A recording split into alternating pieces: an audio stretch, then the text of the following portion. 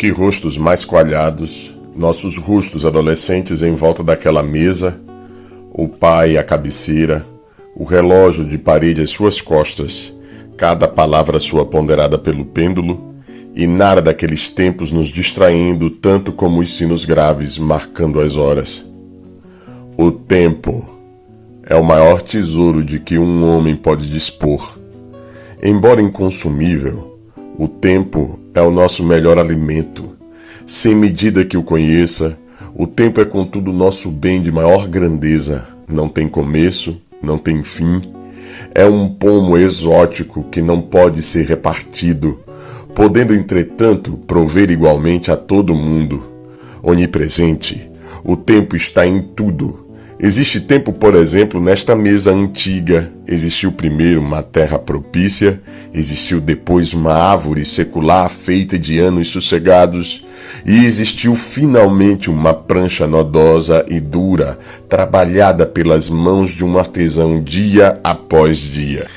Existe tempo nas cadeiras onde nos sentamos, nos outros móveis de família, nas paredes da nossa casa, na água que bebemos, na terra que fecunda, na semente que germina, nos frutos que colhemos, no pão em cima da mesa, na massa fértil dos nossos corpos, na luz que nos ilumina, nas coisas que nos passam pela cabeça, no pó que dissemina, assim como em tudo que nos rodeia.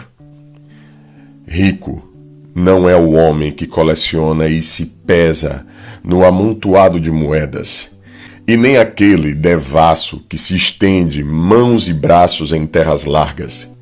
Rico só é o homem que aprendeu, piedoso e humilde, a conviver com o tempo, aproximando-se dele com ternura, não contrariando suas disposições, não se rebelando contra o seu curso, não irritando sua corrente, estando atento para o seu fluxo, brindando-o antes com sabedoria para receber dele os favores e não a sua ira.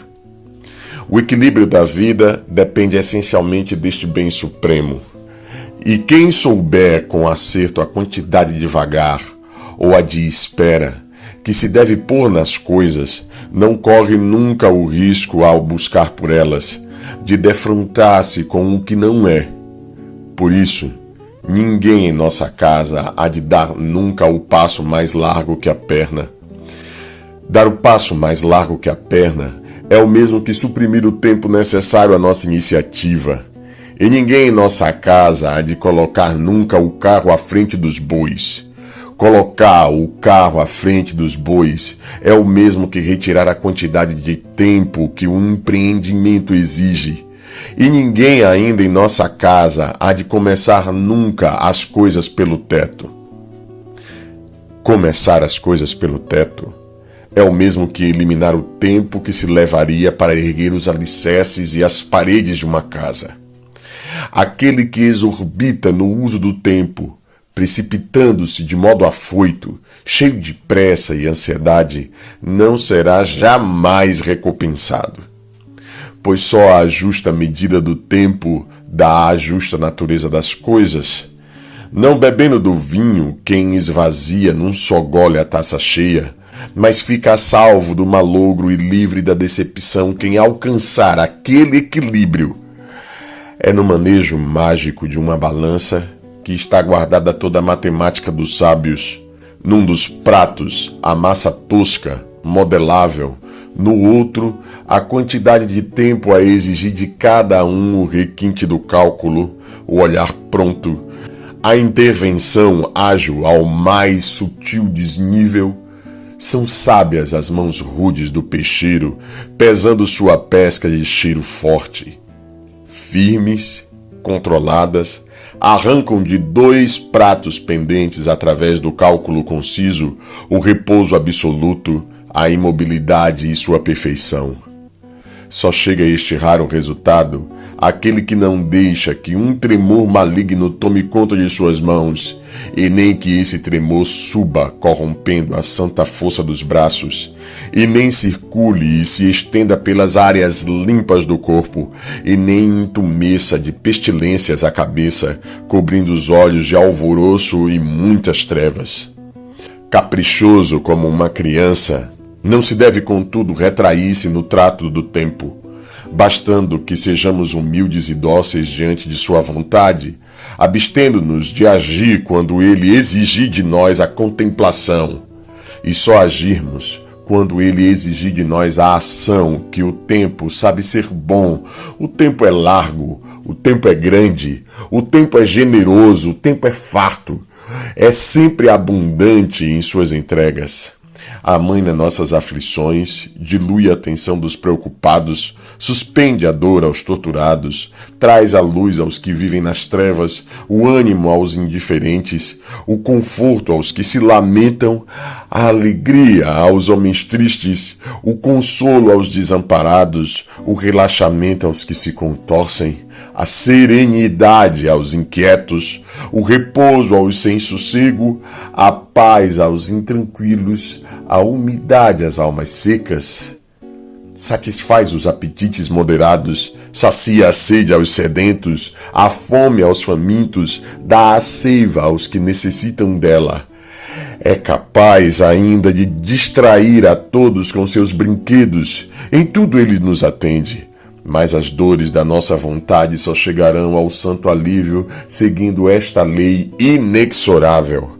A obediência absoluta à soberania incontestável do tempo, não se erguendo jamais o gesto neste culto raro, porque é através da paciência que nos purificamos. Em águas mansas é que devemos nos banhar, encharcando nossos corpos de incessantes apaziguados, fruindo religiosamente a embriaguez da espera no consumo sem descanso desse fruto universal, inesgotável, sorvendo até a exaustão o caldo contido em cada bago, pois só nesse exercício é que amadurecemos, construindo com disciplina a nossa própria imortalidade, forjando, se formos sábios, um paraíso de brandas fantasias onde teria sido um reino penoso de expectativas e suas dores. Na doçura da velhice está a sabedoria, e nesta mesa, na cadeira vazia da outra cabeceira, está o exemplo. Que o amor na família é a suprema forma da paciência. O pai e a mãe, os pais e os filhos, o irmão e a irmã. Na união da família está o acabamento dos nossos princípios e, circunstancialmente, entre posturas mais urgentes, cada um deve sentar-se num banco, plantar bem um dos pés no chão, curvar a espinha, fincar o cotovelo do braço no joelho e, depois, na altura do queixo, apoiar a cabeça no dorso da mão e, com olhos a menos, assistir ao movimento do sol e das chuvas e dos ventos, e com os mesmos olhos a menos, assistir à manipulação misteriosa de outras ferramentas que o tempo habilmente emprega em suas transformações. Não questionando jamais sobre seus desígnios insondáveis, sinuosos, como não se questionam nos puros planos das planícies as trilhas tortuosas, debaixo dos cascos, traçadas nos pastos pelos rebanhos, que o gado sempre vai ao coxo, o gado sempre vai ao poço, hão de ser esses, no seu fundamento, os modos da família. Baldrames bem travados, paredes bem amarradas, um teto bem suportado. A paciência é a virtude das virtudes. Não é sábio quem se desespera, é insano quem não se submete. E o pai, à cabeceira, fez a pausa de costume, curta, densa, para que medíssemos em silêncio a majestade rústica da sua postura. O peito de madeira debaixo de um algodão grosso e limpo, o pescoço sólido sustentando uma cabeça grave e as mãos de dorso largo prendendo firmes a quina da mesa como se prendessem a barra de um púlpito.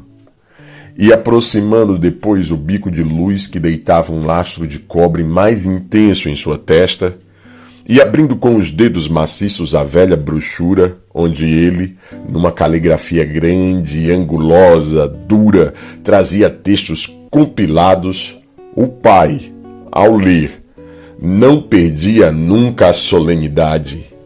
Era uma vez um faminto.